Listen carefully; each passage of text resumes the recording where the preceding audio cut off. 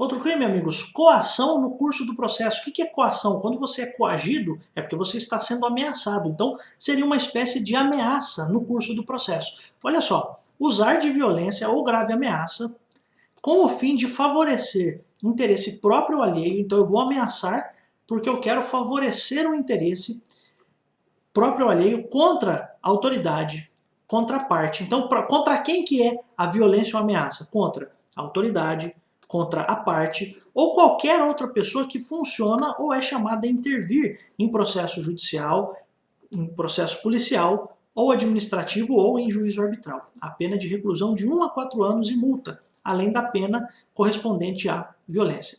Então preste atenção, quando alguém está participando do processo, então pode ser a autoridade. Que autoridade? Pode ser o juiz, pode ser o promotor, pode ser o advogado. Quando você é uma autoridade que está num processo e você recebe uma ligação ameaçando você ou até batendo em você, fazendo alguma coisa, nós estamos falando desse crime de coação no curso do processo. Então, a autoridade, juiz, promotor, defensor público, procurador, se essa pessoa for ameaçada durante o processo, ou se ela sofrer violência durante esse processo, estamos diante do crime de coação no curso do processo. Se também a parte, quem é a parte? O autor da ação ou o réu na ação, se qualquer dessas pessoas sofrer violência ou grave ameaça, nós também estamos falando de coação no curso do processo. Ou ainda, qualquer pessoa que funciona ou é chamada a intervir no processo. Então, pense o seguinte, a testemunha, ela pode ser ameaçada, coação no curso do processo. O réu pode ser ameaçado, coação no curso do processo. O delegado pode ser ameaçado, coação no curso do processo. O promotor, coação no curso do processo. O perito, coação no curso do processo. O contador, coação no curso do processo. Então veja, qualquer pessoa que participar do processo, o oficial de justiça, pode ser ameaçado, coação no curso do processo. Então veja, numa situação como essa, qualquer pessoa que é chamada para intervir no processo judicial, no inquérito policial, ou no processo administrativo lá na administração pública, então lá na prefeitura de tal lugar, a testemunha foi ameaçada ou foi coagida num processo interno deles lá, administrativo, nós estamos falando de coação no curso do processo. E ainda no juízo arbitral, nesses locais de julgamento particular. Mas se houver ameaça lá também, coação no curso do processo. Tá? Então é um crime muito importante, por quê? Porque quem está sendo processado, quem está sendo julgado, quem está demandando tem que entender que o judiciário é o único que pode exercer a força. Nenhuma outra pessoa tem poder e tem legitimidade para exercer a força. Então se você quer fazer valer a sua força durante um processo, você não pode. Se você coagir alguém, se você usar de violência contra alguém, você estará cometendo esse crime do 344, coação no curso do processo. O próprio nome já diz, eu vou ameaçar ou vou usar de violência contra alguém durante o processo. Tá? Então pense nisso. Óbvio, o objetivo da coação no curso do processo é favorecer o interesse da própria pessoa ou o interesse alheio. Por quê? Às vezes a pessoa vai lá e faz uma ameaça para proteger o seu filho. Ele chega para uma testemunha e diz assim, ó, você vai fazer um outro depoimento, senão eu te mato, porque se você fizer o depoimento que você quer fazer, o meu filho vai ser condenado. Ameaçando alguém ou praticando violência contra alguém para proteger o interesse da própria pessoa ou o interesse de uma outra pessoa, por exemplo, de um filho, de um pai, de um irmão, de uma mãe. Então pense muito sobre isso. Esse é o crime de coação no curso do processo. Ponto a se chamar a atenção é que também pode haver coação no curso do processo contra o próprio réu, contra qualquer parte. Quem são as partes? O autor e o réu no processo. Então pode haver coação no curso do processo contra qualquer das partes. Vamos para o último crime, exercício arbitrário das próprias razões. 345, fazer justiça pelas próprias mãos. Então, eu acabei de dizer que o único que tem legitimidade para exercer a violência, a força, é o Estado. Quando você faz justiça pelas próprias mãos, você está cometendo esse crime de exercício arbitrário das próprias razões. Por exemplo, você tem um problema de terra com alguém, a pessoa colocou a cerca num determinado lugar, o que você tem que fazer? Tem que procurar a justiça. Você não pode simplesmente derrubar a cerca da pessoa, porque senão você estará fazendo justiça pelas próprias mãos.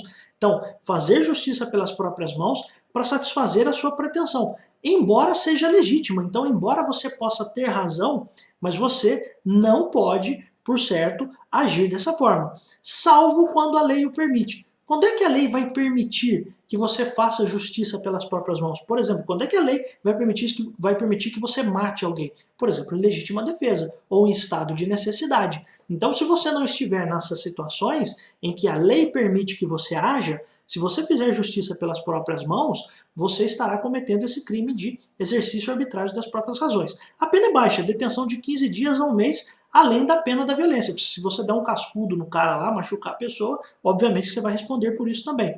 E aí veja, se não há emprego de violência, então se foi simplesmente a cerca estava de um lado, eu botei a cerca do outro, somente se procede mediante queixa. Nós ainda vamos estudar isso com relação à ação penal.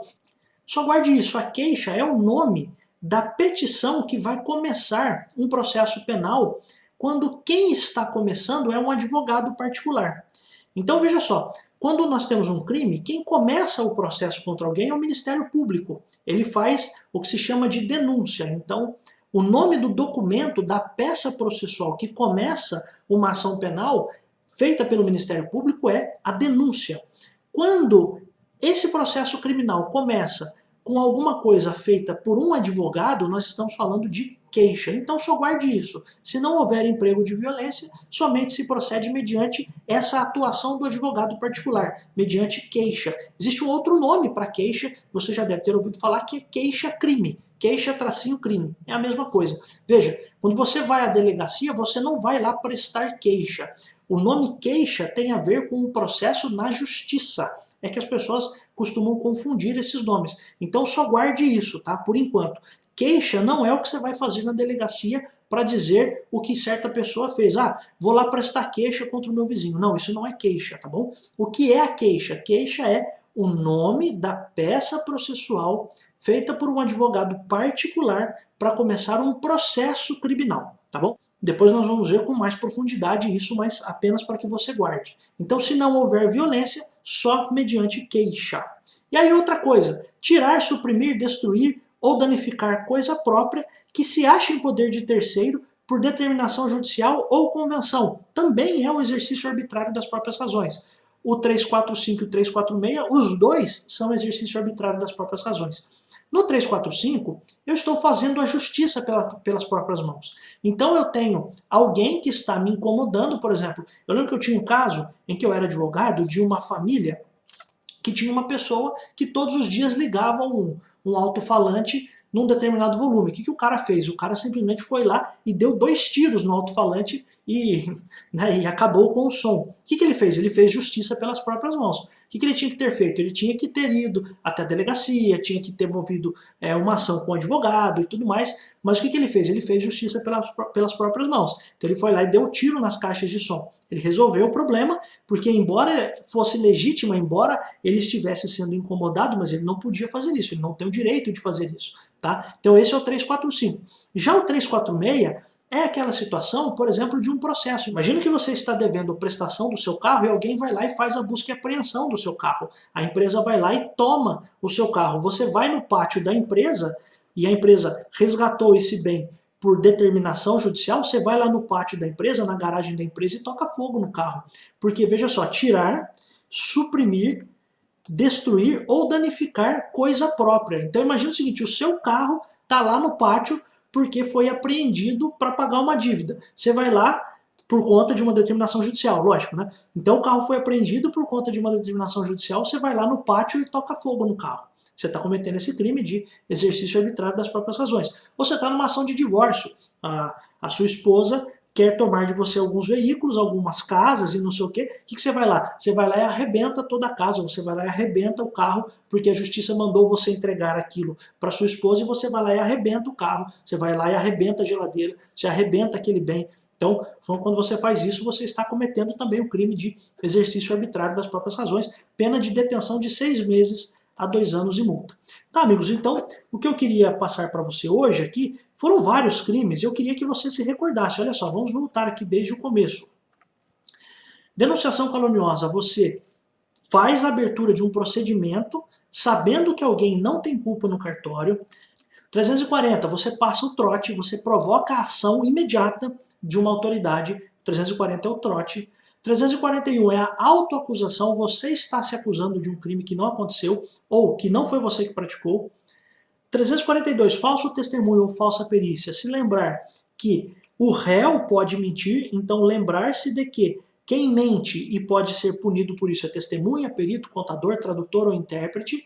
E lembrar que se houver suborno, a pena se aumenta. Se essa mentira for contada num processo penal, a pena se aumenta. E se essa mentira for contada num processo civil em que faz parte da administração pública, a pena também se aumenta. E aí o parágrafo 2º é: se a pessoa se retratar naquele processo, a pessoa vai ficar sem pena, vai ficar isenta de pena.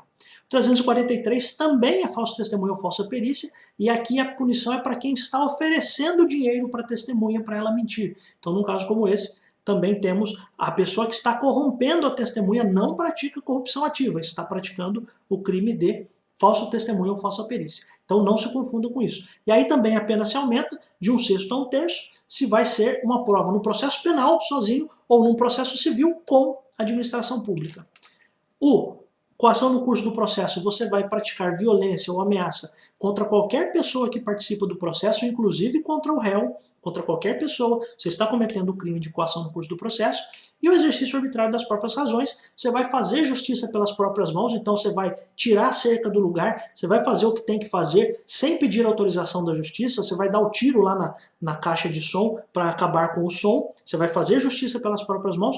Ou ainda, também é exercício arbitrário das próprias razões, se você tiver retirado de você algum bem por ordem judicial ou por convenção, por acordo, né? Então você fez um acordo com a pessoa e depois você vai lá e destrói aquilo. Não, se você destruir alguma coisa, se você suprimir, se você danificar alguma coisa que é sua, certo? Você está, de fato, cometendo esse crime. Então se você, por exemplo, tem o seu carro apreendido numa busca e apreensão, o carro é seu, foi apreendido numa busca e apreensão, você vai lá no pátio e toca fogo nesse carro, você está cometendo o crime do 346, tá bom? Espero que você possa ter aproveitado essa aula. Eu sei que realmente não é a melhor das situações fazer uma aula à distância, mas eu tenho certeza de que todo esse conteúdo vai ser muito útil para você e eu espero que você, como sempre, faça bom uso desse material. Se quiser me perguntar alguma coisa, estou sempre à disposição, tá bom, meus amigos?